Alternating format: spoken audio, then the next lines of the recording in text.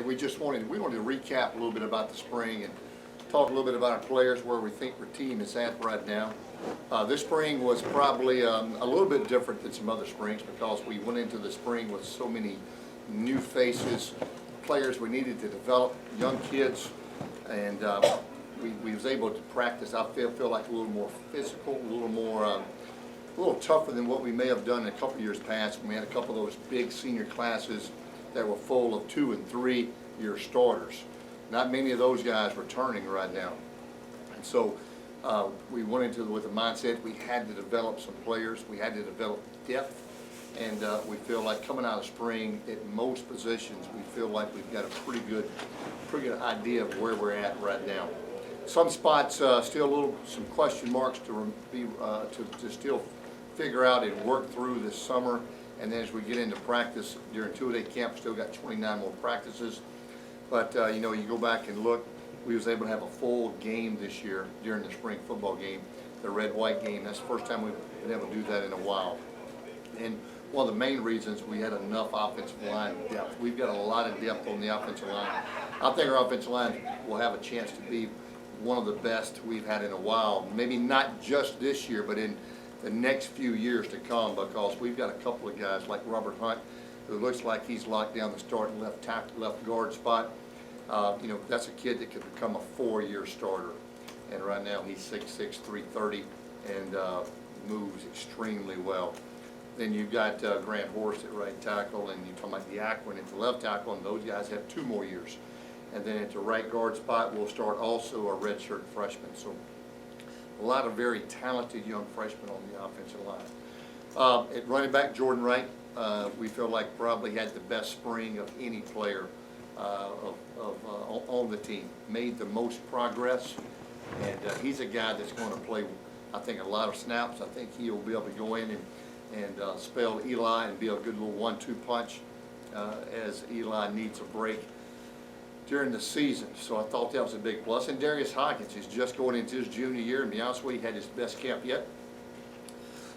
And we think that he's got a chance to be a very serviceable back that can make plays because he's got a lot of speed. So I really felt like we made a lot of progress there. At the wide receiver spot, you know, we're young, we're long, we're tall, rangy. I thought some guys really progressed in the 5 weeks that we had them out there for spring ball. You're talking about kids like Mike Jaquette, Keenan Barnes, Jamarcus Bradley, and Jared Jackson. All 4 of those guys had really good springs. Gary Haynes continues to improve. You know, he played last year extensively, and he's a guy that'll be back along with 2 veterans, Al Rouse and Devin Scott. So I think as our young kids develop there, that we'll only get better at that spot. And here's another position where you're going to see other receivers for the next 4 years, because most of those wide receivers redshirted last year. They had 4 years of eligibility. We're a young football team, but we've got a lot of ability and size. We're long, tall. I like the kids we have right now. I thought Nick Byrne, solid at tight end as always. He'll start at the tight end spot. Matt Barnes had a solid spring. He got better as spring went along too. Started out a little rusty coming off that injury, but also finished really strong. Carlos Robinson was voted the MVP of the off-season workout program as a true freshman. He sort of set the standard. That was amazing to see a kid, a freshman, come in and win the MVP for the off-season award. So I was real proud of him there. When you get on the finish up with the offense side of the ball, because I know y'all waiting on this question. You know, Jordan led the whole spring. Had a really good spring. Didn't probably have the spring game that I would have liked for him to have, but you know, when you go back and look at the game, one, we limited what we were doing offensively. Some things that he was doing really good, we didn't allow him to do it. And then when your quarterback isn't live, and every time the defensive guy reaches out for him, the officials blow him dead, it's hard to be productive when you're a runner, because he wasn't able to use his running ability in the scrimmage. And then it was pretty windy, to say the least, there, and so, you know, our passing game wasn't quite as effective. So it probably was a little bit better than what I initially thought going back and watching the film, but he still got to improve. I thought Chris Weaver did some good things in the spring game, still took some sacks. That's the thing he's got to get better at. We got to eliminate the lost yardage plays. Deion Ray is the most improved quarterback. He's going to get the most improved quarterback award. He actually, for the limited reps he played in the red-white game, might have been the most productive, and he's had a lot of big plays this spring. He's just got to improve in the passing game. He's a guy that can really hurt you with his legs. So I was excited for him there. But you know, Jordan Davis is the leader right now at the quarterback spot, just based on, you know, the spring game. At that time, I wasn't ready to name a starter, and so we've got to meet offensively these next 2 weeks, see where we're at, see what we need to do. But he is the leader coming out of the spring camp. Defensively, a lot of young kids on the defense side of the ball. You talk about Joe Dillon, another freshman who's had one of the best camps of the defensive linemen. He's really going to help us. Ladarius Kidd is going to be a really good player for us. And then Boris Lee, who missed the last 2 weeks, is going to be really, really good. Carmichael Dunbar's back.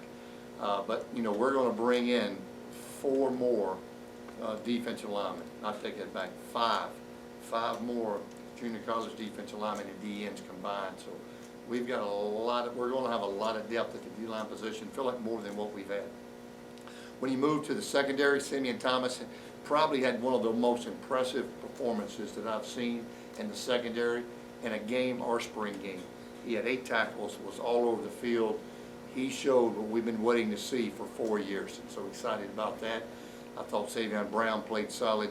I thought most of the rest of the secondary, I thought Troy McCullum was really solid. So I think we're going to have depth there.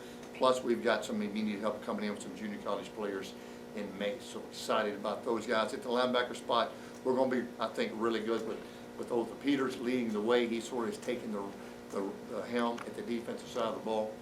And then along with Tremaine Lightfoot and Trey Granier's had a really solid camp there too. So like where we at right now, we got a lot of work left to do getting into the summertime now. We got 2 weeks of workouts left.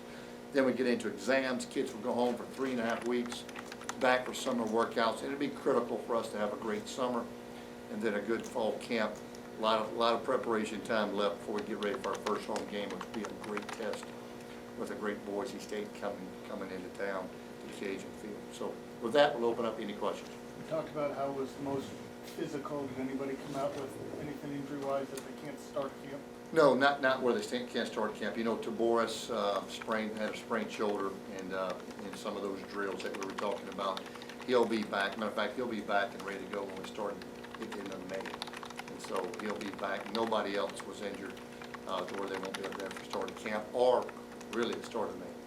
On the quarterback thing, what's the difference between being the leader and being the number one? Are we splitting hairs, or? Maybe a little bit, but it's just, you know, they're both freshmen, and just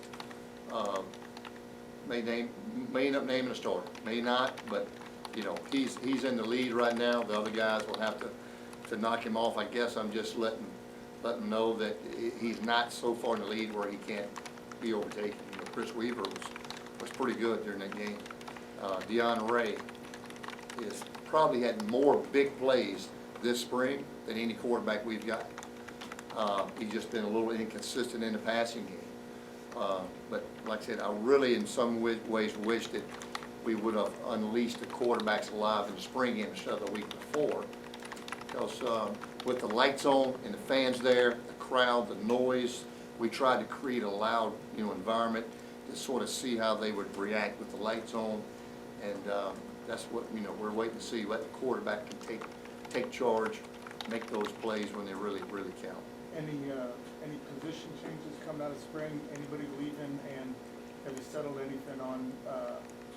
Well, Savion Brown, you said you'd wait until the guys came in in August, right? Right. Savion probably will go back to corner for the most part, but he's a guy that can swing, just like Christian Gullett's a guy that can go from nickel to corner. We've got a couple of guys that can play either position right there. Don't foresee any more changes in the lineup for his position changes. Only one that comes to mind is Joe Dillon might get some looks at inside linebacker possibly to get him on the field more. The guy can fly and he's all over the field.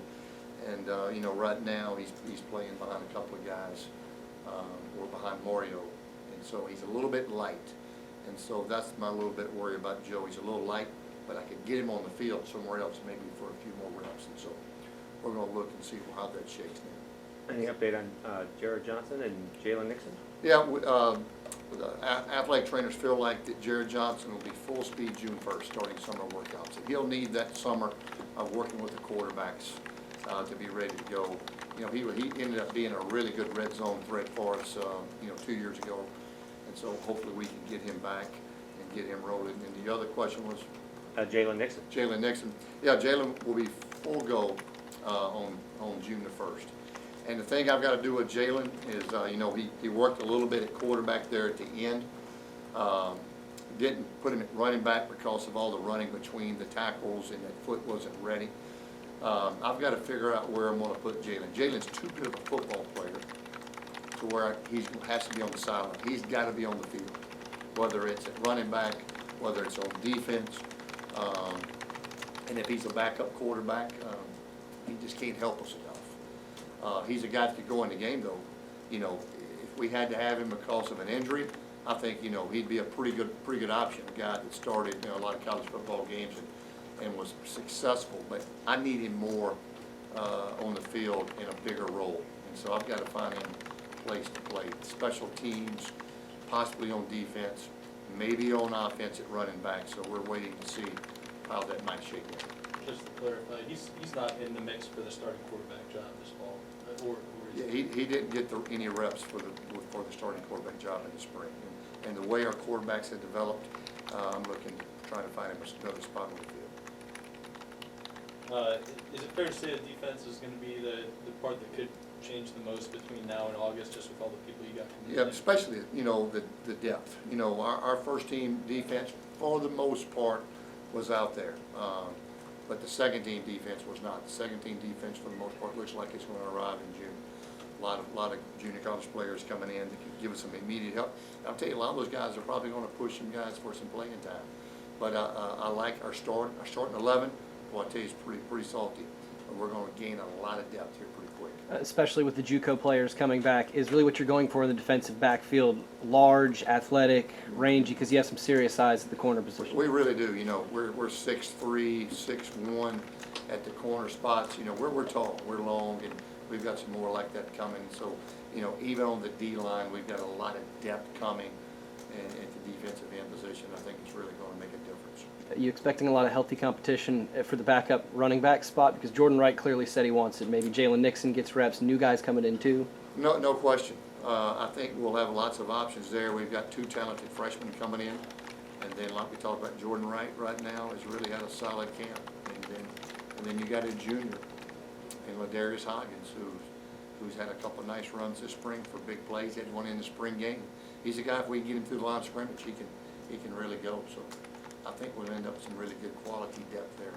That's the offensive line. What did Robert Hunt do to kind of solidify himself? Because, I mean, you weren't exactly sure that he was going to be the guy when spring first started, and obviously he's done something. You know, we really thought he's going to be a tackle, and that might be his natural position. But because we've got 2 tackles back, he, you know, he's so athletic, but he's big enough, strong enough at the point of attack. And as we got going and tried him at guard, he really improved. And so he was our most improved offensive lineman, which here in a little bit, Matt's going to release our spring MVP awards for you guys. And he was our spring offensive line MVP. But, you know, he's a kid that big, that strong, that can move. He's one of the most athletic offensive linemen we've had here probably since Michael Quaid. He's that athletic, but bigger. And that whole class of guys who came in with him, Dotson and Ken Marks, Dotson, you know, we've got a lot of young kids that are really big, athletic, and we've got more depth on the offensive line that we've had, quality depth since we've been here. Just some young guys that got to develop a little bit. Does it worry you at all that a lot of those guys that you have on that second unit are redshirt freshmen? Yeah, they're young. We're going to have to really do a good job developing these guys in August and this summer. But as far as the athletic ability, the measurables, and we got some guys that are picking up the offense pretty good too. I think we're going to have some healthy competition, and I think it's going to be really good for those guys. What's it gonna be like to start a season without a Quave on the offensive line? You know what, it's the first time since we've been here, we have not started a season without a Quave somewhere in the group. So it'll be different. We sure miss those guys. Anxious to see how Mike fares next week in the draft. You mentioned that Otha Peters has kind of stepped up to take the helm of the defense. Have you seen anyone try to grab the handle of the offense You yet? know, Al Rouse is sort of the vocal leader right now of the offense. Eddie Gordon and Al Rouse are by far the two most vocal guys offensively and doing a good job. Any truth to conspiracy theory that you held back Jordan Davis and Chris Weaver so Gunner could look better, to call better plays for him? That would be probably a good theory. But you know what? I was really proud of the guy. I thought he came in with the group at the end and executed 2 nice drives, and that was good to see. And so just proud of all our guys. So we had some young receivers on that drive step up and make some really good catches. And that's always good to see. Got a lot of guys getting better. That's always a plus. I'm sorry, you may have addressed this. Gabe, where's he planning on being? Yeah, I Gonna didn't move mention both. Gabe, and you mentioned guys, but he will be back June the 1st too. Gabe Fusilier, he was just in a walking boot. He's had still a little trouble with his foot, but he'll be back full go June 1st, and he'll be in the starting lineup though. Gabe Fusilier will be in that starting lineup. Inside or outside? Could be either, but I would say outside the start. Yeah, he'll be outside. He'll be in the rotation. He's been one of our most steady guys. Okay, last question, guys. Out of the group you got coming in, freshmen and JUCO guys, is there anybody in particular you were looking at as, hey, this guy's got to be there to fill a spot for us? Yeah, well, I'd say one comes to mind is Jarvis Jeffries, the defensive end from Mississippi Delta. He's a guy that can give us some immediate pass rush. He's tall, long, can run. So I see him coming and helping us early, as well as probably the rest of the defensive linemen. You know, anytime you sign a junior college player, you're signing those guys to help you right away. You're not bringing those guys in to develop those guys like freshmen. So we're hoping all those guys will have impacts. All right, thanks, guys.